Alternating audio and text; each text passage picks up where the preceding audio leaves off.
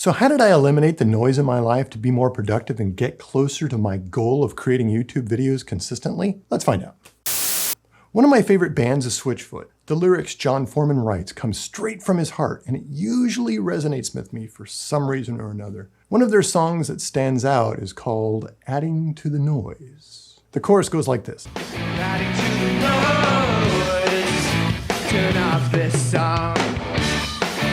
If we're adding to the noise, turn off the stereo. It got me thinking about the noise in my life. What is the definition of noise? Webster defines noise as a sound, especially one that is loud or unpleasant that causes a disturbance. Or it means irrelevant, meaningless data or output occurring along with desired information. We understand unwanted sound to be noise, and that's obvious. But what about other types of noise, like gossip or rumor, visual noise, video noise, your schedule, too much TV? Look at all the noise around us.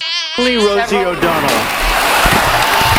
A distraction that can cause stress, anxiety, or in my case, a lack of productivity. So how did I eliminate the noise in my life? Well, first, I had to identify what the noise was, and that was consuming me and preventing me from taking action on creating more videos. I personally started making YouTube videos more times than I'd like to count. Noise is the distraction. Friends of mine were always telling me, or other YouTubers were saying, go and just get up earlier to create your videos. I'm already getting up at 4 a.m. I have a day job and I have to be at work at 6. I'm off work at 3:30 and pick up the kids by 5. And California traffic being bad, so I'm camping out there.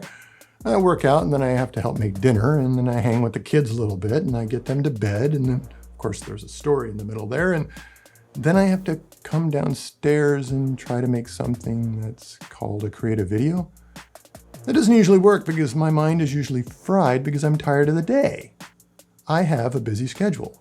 That's noise. Another is clutter. I won't start something creative unless I have a clean space. Too much clutter drives me crazy. I can't focus on the task at hand unless I clean up the mess first. The problem is that I tend to procrastinate on the cleaning, and then I don't write, and then I don't record a video, which is more noise. The last thing I noticed, which I do a lot of, was busyness. I thought that doing something business related was moving closer to my goal. Well, that's not true. You know what I'm talking about? Like making the 8th set of business cards and thinking that's progress? That's not progress. It's a form of procrastination, more noise. Then there's perfectionism. Do I need 1.4 or 2.8? There's a lot of YouTubers out there who know this information, and I need to do some research. 1.4 is clearly better, right? More noise. Is this camera better, that camera better, or this camera better? Lots of opinions on that one. Let's try them all. More noise. Stay tuned for an upcoming video on the history of Chris Floyd's cameras. I hate my background. But once that's done, I'll start making videos. More noise. I've spent 2 years finding excuse after excuse for not starting my YouTube journey, or nitpicking apart my videos to death until I quit. Picking up my camera and pressing record is what is directly related to my goal. Doing more of that is what I need to be doing. No more research, no more self-help, no more audiobooks, action and consistency. So how did I do this? During the day, I'm an audiovisual engineer at my day job. Some of our most frequent complaints that we have from our clients is about noise. Yeah, we're getting reports of a suspicious noise in this room. I'm the only one here. It's that noise on the phone. Is that noise in the room? What's that noise on our Zoom call? So what we do is we add filters to remove unwanted noise, such as a high pass or low pass filter. Now I use filters to decide when I want to record a video on, or for anything that matter that it's going to hit my schedule now. I create filters that allow productivity to flow through and prevent unwanted noise. I use a to-do tracker, which everybody should be using a to-do tracker. I use TickTick because I can use Siri to record a thought or a task, and it automatically transfers to my desktop. Then I can organize it into a proper category or just get rid of it completely. When I'm ready for that specific task, I can slap it on a tomato timer and then get it done. A what? You're wondering what a tomato timer is? A tomato timer, or a Pomodoro timer. The Pomodoro timer technique uses a timer to break down work in intervals of about 25 minutes, and then you get a short break.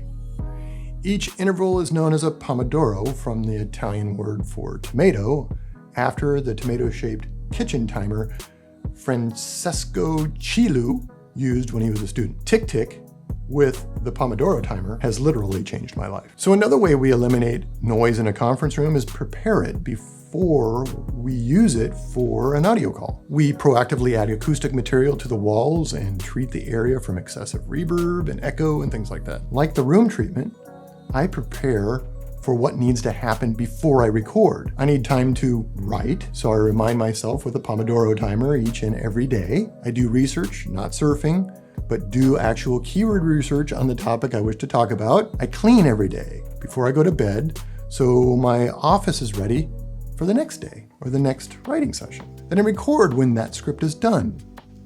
Then I do the B-roll after the talking head is done. Pretty simple, right? The last way we make the audio better in a conference room is by moving the microphone closer to the mouth. That improves the voice clarity and reduces room noise. Now, how do I apply that to my workflow?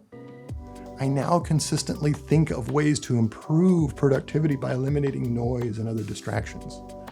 I find what isn't working and correct it to the best of my ability, always focusing on one area of weakness and then working on it. It's more productive to fix a broken system than continuing to make the same mistake over and over again. For example, I just watched an Adobe Premiere editing video by Matthew Paquette. You know, that editor that Maddie fired. His workflow and speed are top notch. It makes so much more sense using his workflow than using the Adobe Premiere default workflow. I just haven't taken the time to modify mine, so I struggle with getting to, the tabs quicker and efficiently. Sometimes we get so busy working on things that we stop to correct the things that need correcting. Siri, add find workflow improvements to my task list.